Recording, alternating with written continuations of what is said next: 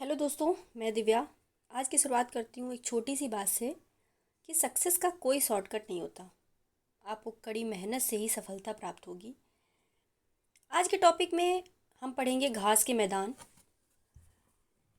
घास के मैदान हर जगह आप देखते होगे, जहाँ पे भी आपको घास दिखती होगी, मैदानी क्षेत्र में घास होती है। लेकिन आपको पता है कि विश्व में प्रत्येक जगह घास के मैदान के नाम अलग अलग नामों से जाना जाता है। अगर बात करें,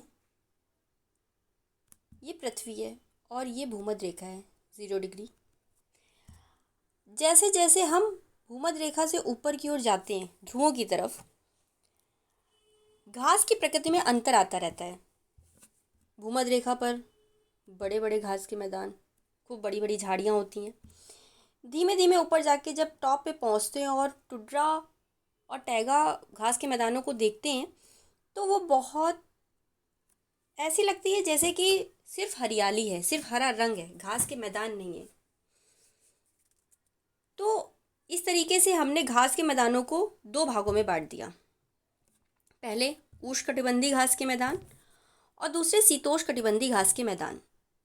अगर बात करते हैं, भूमध्य रेखा से 10 से 25 डिग्री पे जाएंगे ना, तो हमें उष्णकटिबंधीय घास के मैदान मिलेंगे।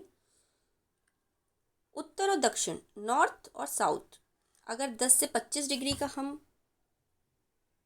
ऊपर नीचे रेशियो लेते हैं तो हमें उष्णकटिबंधीय घास के मैदान मिलेंगे। और वहीं पर अगर हम नॉर्थ और साउथ 30 से 45 डिग्री के अक्षांशों में जाएंगे तो हमें शीतोष्णकटिबंधीय घास के मैदान मिलेंगे 30 से 45 अक्षांश पर। घास के मैदानों को इस रेशियो पे हमने बांटा है। आइए आपको मैप के थ्रू समझाती हूँ। सबसे पहले बात करते हैं कि घास के मैदान जो होते हैं, उष्णकटिबंधीय घास के मैदान को हम सवाना कहते हैं। उष्णकटिबंधीय घास के मैदान सवाना होते हैं और इस सवाना को हम अलग अलग जगह अलग अलग नामों से जानते हैं। जैसे कि वेनेजुएला में हम जानते हैं लानोस,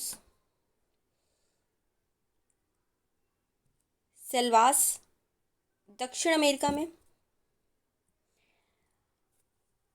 वहीं पर हम बात करते हैं कि अफ्रीका में जानते हैं सवाना के नाम से, और पुष्टाज, जो कि यूरोप के कुछ क्षेत्रों में हम इसको पुष्टाज नाम से जानते हैं।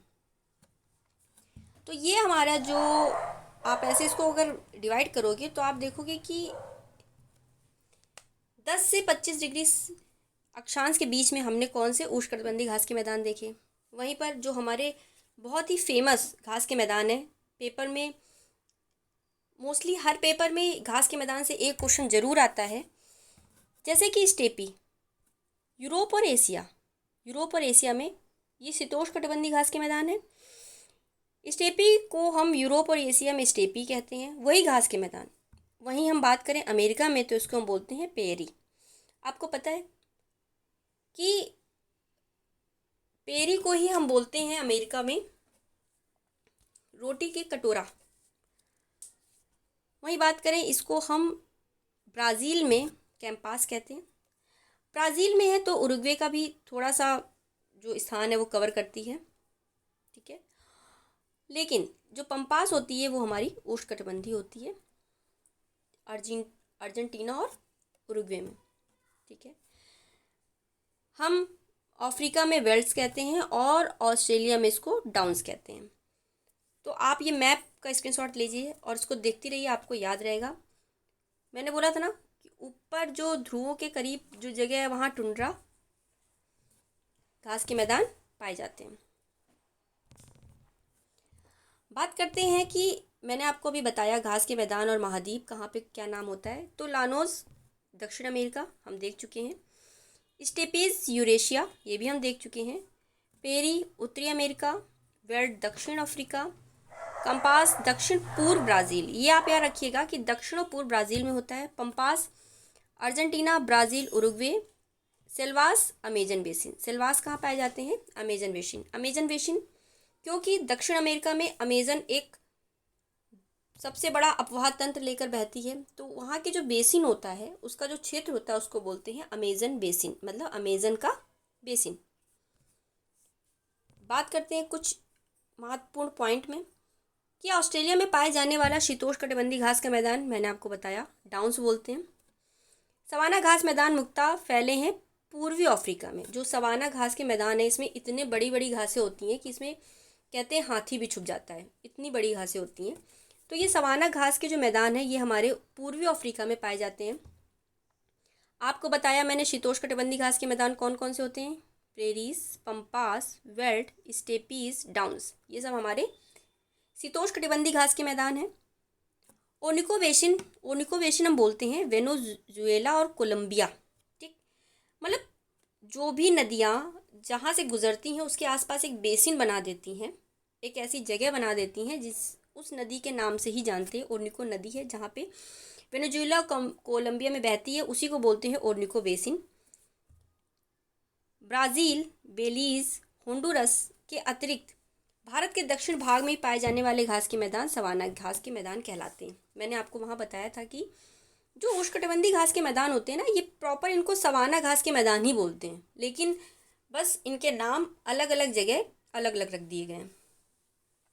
उत्तरी गोलार्ध में स्थलीय विस्तार अधिक होने के कारण वह मैदान जिनका विस्तार कहीं कहीं 50 डिग्री उत्तरी अक्षांश तक भी पाया जाता है, शीतोष्णकटिबंधीय घास के मैदान। कहते हैं कि उत्तर गोलार्ध में हम जानते हैं कि जो हमारा स्थल सबसे ज़्यादा कहाँ है, उत्तर में ही है, ठीक है, नीचे तो हमारे सारे समुद्र है ना।